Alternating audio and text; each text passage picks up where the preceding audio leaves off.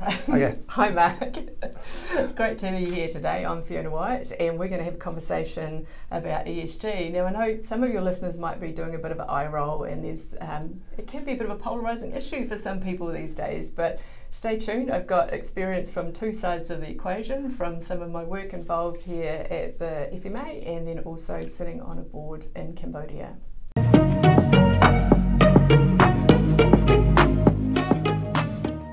Hi, I'm Mark Banicevich. Welcome to Governance Bites.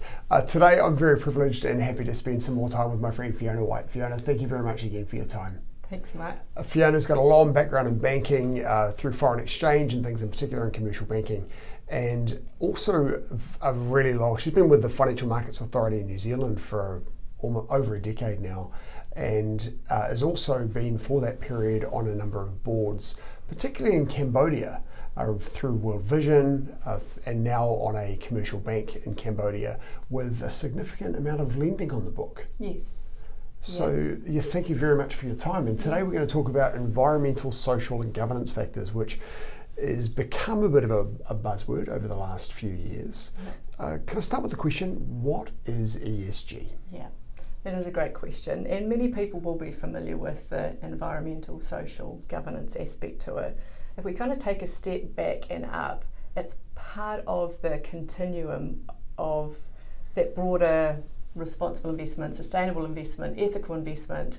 It's kind of maybe in the middle between absolutely no consideration whatsoever and pure profit, just focusing on traditional financial and physical capital, through to the other end of the spectrum, which is pure philanthropy.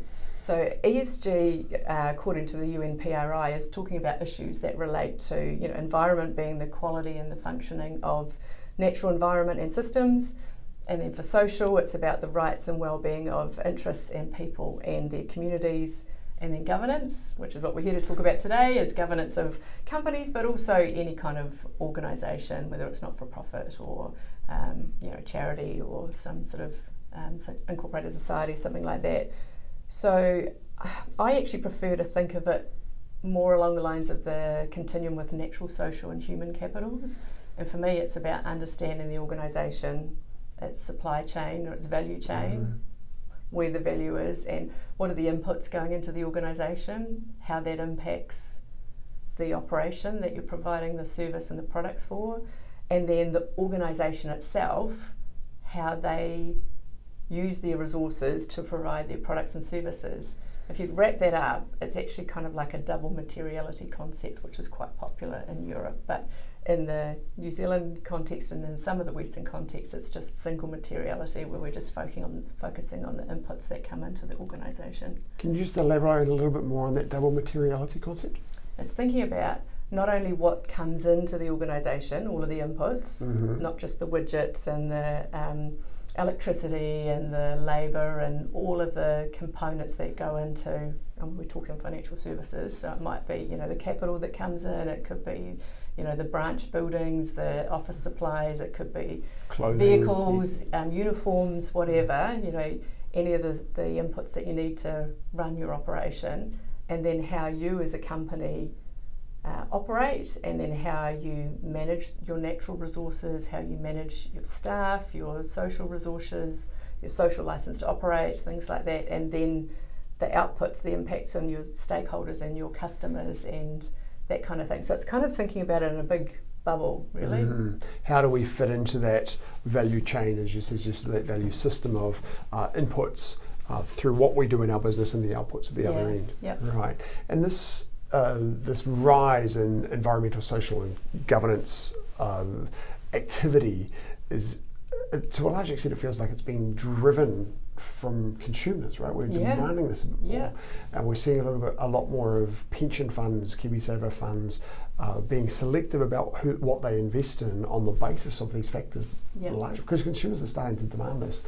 The Gen Ys, Gen Zs, Gen Alphas are pretty careful about what they do. And there was a recent webinar from the Financial Services Council around modern slavery and this whole concept of how the stationery that you buy, the people that are making that, are they looked after, or is this Yes. It's all encompassing, and New Zealand doesn't have a modern slavery law yet, right? There's been some petitions, some of the NGOs here presented petitions to Parliament under the former government.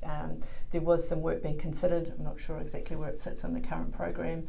Australia has a modern slavery law, so any organisations that are operating here and in Australia, their Australian parents will be looking at it. Right. I mean, but modern slavery and trafficking can filter into your supply chain, sometimes without you even really knowing it, and like in a really random, weird sort of context. We're all having issues with scammers and getting proliferation of, whether it's a text message or email or phone calls or whatever, and spending a lot of time trying to educate people to stop, pause and reflect.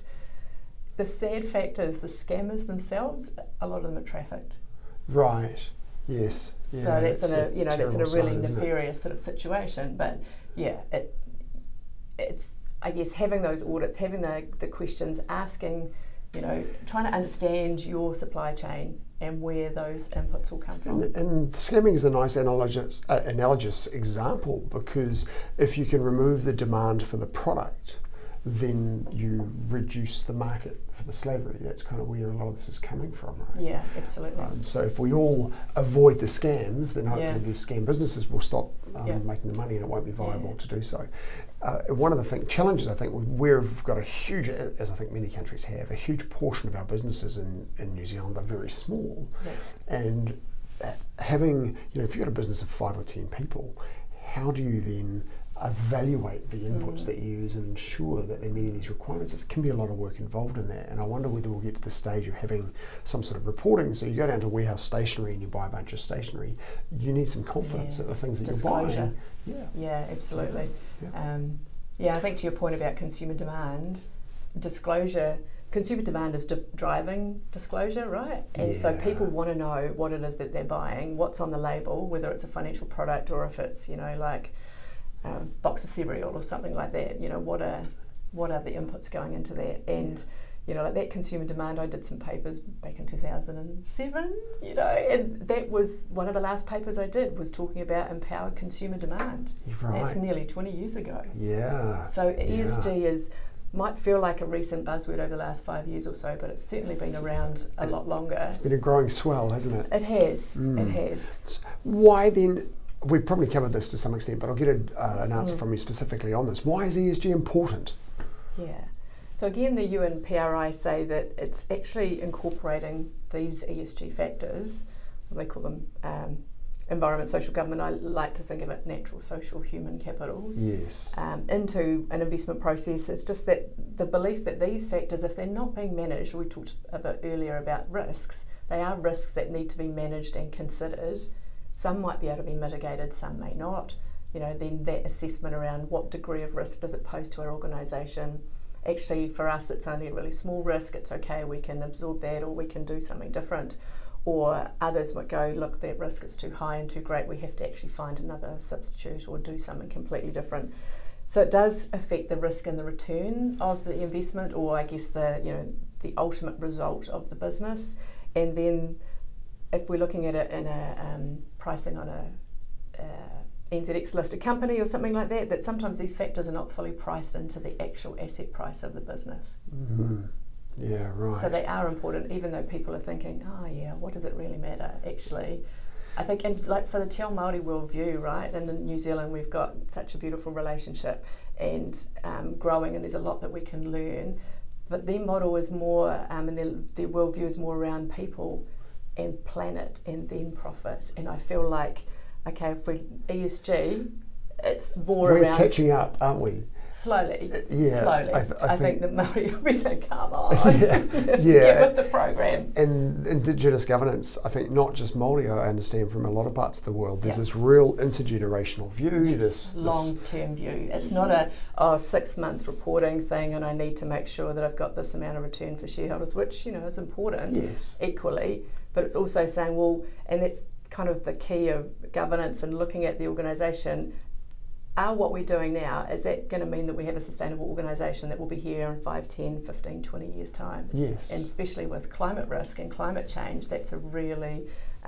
systemic issue that some people are considering, some are not, some are now for the first time this year having to disclose their climate statements. Yes. So that's a really new thing for New Zealand organisations. So it feels like it's coming from this growing groundswell, which is awareness and disclosure and this circularity that's evolving, getting bigger and bigger, and leading to this consumer level demand that we want these things from businesses.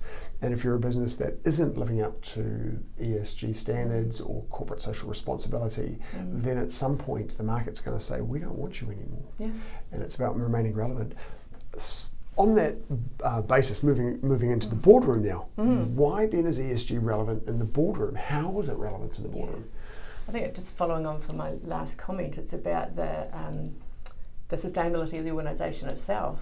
Are we in business for 5 minutes, 5 years, 50 years? Do you want to be here in 100 years? And, the benefit of our Korean friends and the bank I'm involved in, they've been around since 1889. Wow. So there is longevity in that space. But that heart of governance is having that lens to make sure we're not just in it for the quick buck today. We want to make sure that what we're doing is growing a sustainable organisation, that it will be there in the future. It's that fiduciary duty, right? Yeah, absolutely. And I, on that point, I think it feels to me, and I want to learn more about this in terms of Indigenous governance, that whole long-term view, as you implied then, is also very common in the East. Yeah. And we in the West have this kind of short-term view, largely I think based on incentives given to senior management, that it's all about the next 3 years, it's all about the next 5 years, kind of at most in many cases. There might be a 10-year strategy, but it's all about the next bonus. And how do we change that mentality to that real long-term view, which is the sustainability of this business, which will bring in these concepts.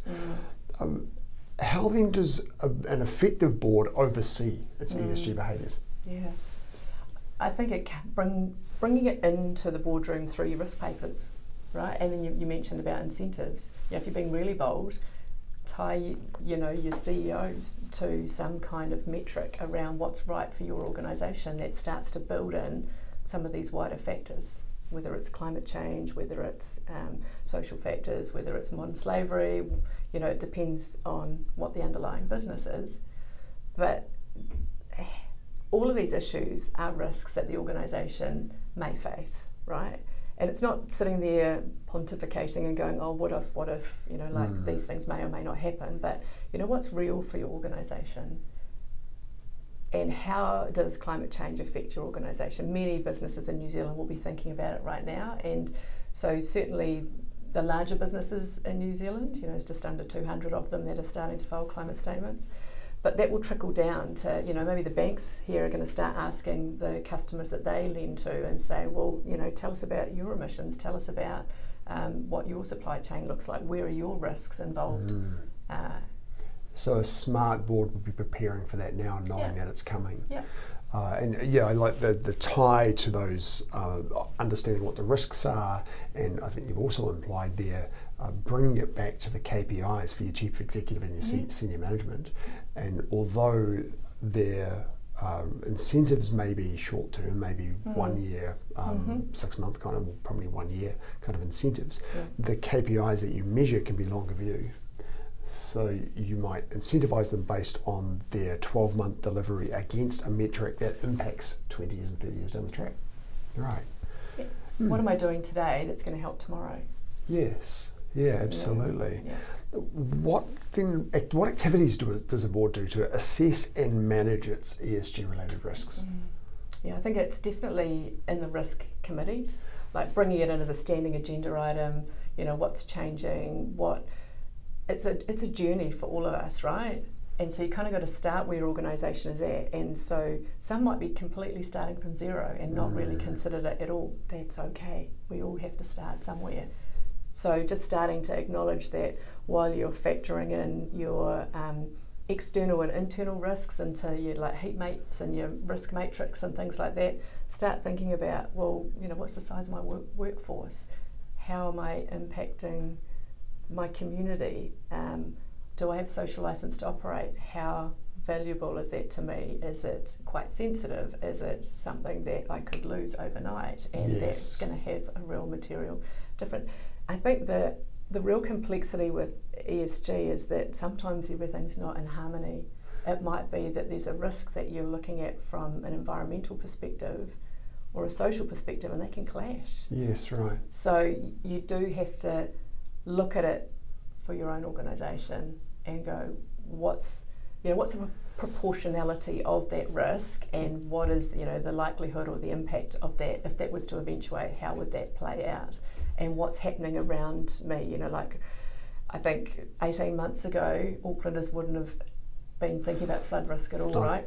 Yeah, absolutely. I think a lot of New Zealanders, well, probably 100,000 New Zealanders having to have insurance claims over last year, have suddenly realised what the impact is. Now, some people have climate resilient, they've taken measures to make their properties climate resilient, others have ignored it and said, oh, it was one in a 100-year event. And you can kind of bring that thinking into the boardroom too, where you go, okay, maybe my business is affected, it was a 1 in 100-year event, I don't have to think about it anymore. Or you could be going, yikes, my building's in a low-lying area, I can maybe change, or maybe I need to relocate, or what are the other things that I need to be doing so that if there were similar situations to occur again, then I'm not actually going to be affected to the same degree. And I think we've had a few of those 1 in 100-year events happen in the last. We had the pandemic. 5 years, we've had the earthquakes in Christchurch and Kaikoura. I think it behoves all directors now to think about those 1 in 100 years events and say, actually, it could happen.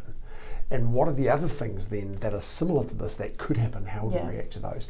And I wonder whether a good starting point for every director would be just to read about ESG, understand a little bit about what environmental, social and governance factors we're talking about. And climate is one, human trafficking is another, and modern slavery. And how does that impact your business? And actually think, well, yeah, it does. This is not something that's happening on the other side of the world that's not relevant to us. So reading broadly about what those factors are, bringing them into the boardroom, or doing a self-discovery, thinking yourself about what could go wrong here, and then transferring that into your risk committee and making sure that it's considered. Yeah, absolutely. And there's plenty of resources out there. I think that's the challenge too, right? There is a bit of an information overload, or people might not know where to start. But if you're a member of the Institute of Directors, they've got Chapter 0 who's focusing purely on climate-related risks. So it's a great place to kind of engage in some great resources. There's lots of podcasts around. There's like Standard & Poor's do an ESG Insider podcast. So that's a nice, easy listening, 20 minutes, 30 minutes, and you can pop that in the car if you're commuting or when you're out for a walk. So don't be afraid, just dip your toe in and start the journey. Yeah, absolutely. And when you Google, it's about looking at who comes up, not just what comes up, right? Things that come up from the IMF or those Woori Bank, those sorts of organisations could be a good starting point as well. The Institute of Directors, those sorts of entities. The UN, plenty. UN SDGs, kind of looking at how do they affect the environment. That can also be a good starting framework, right? Yeah, they do some amazing reports. Change of tack. Okay. What's the best advice you've received as a director? I think it kind of alludes to some of the questions that we talked about in our former session around how active and engaged you are. Are you reading all the papers? I guess you can really tell when directors show up and they're asking questions where the information's in the paper, and you feel for management. There's a lot of time and energy by management invested in preparing the information for the board. So, let's not waste their time and energy. You need to get the relevant information in the papers and then read them, think about the questions. If you're not sure about something, just ask. And if you're really not sure, ask the chair beforehand. Like if there's an issue that you might feel like you're going to vote no, because we don't have to vote yes all the time, there's no groupthink going on. So if there's something that you're going, this just doesn't resonate for me, for this organisation, for this period of time, have a chat with the chair beforehand if you're not comfortable just throwing a bombshell in the actual boardroom. So just remember that you can engage with the chair, and to kind of develop that relationship as well. So read the papers, ask the questions, don't be afraid to vote no, and engage with your chair. Yeah, great. So prepare. Prepare for your meetings. And ask the questions. That's great. And do have some pre-conversations, particularly if you're in a position where you disagree with something. Don't be afraid to vote no. That's some awesome advice, Fiona. Thank you so much. Thanks. Really appreciate your time. Thank you. Another great conversation. I look forward to doing it again soon. Okay, thanks. Thanks for joining us. Hopefully see you next episode. Okay. Thank you for watching this episode of Governance Bites. We have more episodes on YouTube and your favourite podcast channel, where I interview directors and experts on various topics relating to boards of directors and governance. We'd love to see you back, and please like, subscribe, and share the videos and podcasts.